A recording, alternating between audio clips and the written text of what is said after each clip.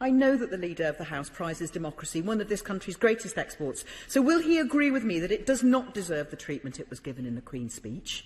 The government proposes to restrict the right to vote by requiring photo identification, yet a mere 0.00002%, I thank the member of Ogmore for that figure, of the number of votes cast in 2019 was found to be fraudulent. The reason given for this attack on democracy: one conviction, Mr Speaker, out of over 47 million votes.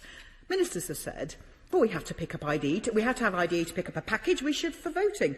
But 3.5 million people don't have photo ID. And in any case, these ministers are clearly not picking up their own parcels, as they would know then that many forms of ID without photos are indeed accepted. So will the Leader of the House please explain to his own constituents why they can't vote by giving their name to a clerk and being counted by a teller, when that is how their own MP votes in this place, in normal times at least?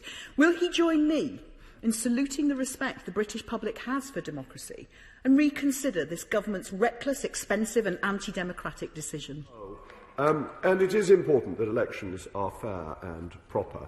The Honourable Lady mentioned that we don't have to prove who we are when voting in the division lobbies in normal circumstances, but she is forgetting that we are not allowed to wear overcoats in the division lobbies, just in case we send somebody through to vote in our place, or indeed, as Mr Speaker helpfully says, hats. So therefore there are requirements in this place to prevent personation, and surely what is good enough for the House of Commons to prevent personation is right, but at the moment, though we get a wonderful heckle, we are using our identity cards to vote. So the honourable gentleman isn't right on this occasion, and most unusual lapse in his normal attention to the detailed procedures of that House.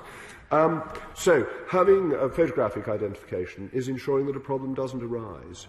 This country has an electoral system of which people can be proud and of which people have confidence. We mustn't allow that confidence to slip. We don't want hanging chads and then to deal with it afterwards. We want to stop hanging chads happening before that becomes an issue and before personation becomes a risk. It is only reasonable to ask people to turn up with their photographic identification or get it from their local council so they can vote. And I fear it's absolutely classic of the socialists. They don't have any confidence in their own voters. Whereas we have confidence in our voters because we think our voters will not find it unduly onerous or taxing to turn up with an identity document of some kind. Let's go to Alison Thewliss. Alison. Thank you, Mr Speaker. The Scottish Parliament has extended the franchise first to 16 and 17-year-olds and most recently to all new Scots with leave to remain and refugee status. And last Thursday saw a record turnout, which was a victory for democracy as well as for the SNP. The Leader of the House says that his voters might be able to afford ID, but many across the country will not. So can we have an urgent statement on exactly why the UK Government is seeking to suppress and restrict electoral participation with their offensive, unevidenced and exclusionary photo ID rules? Mr Speaker, the Honourable Lady may want to consult Hansard, because I pointed out that councils will make ID available for free to people who do not have suitable identification documents, and 98% of people, I believe, already do. And the franchise will be extended in the bill that we bring forward to ensure that people living overseas don't lose their votes over 15 years. So I hope the Honourable Lady will support that further extension of democracy.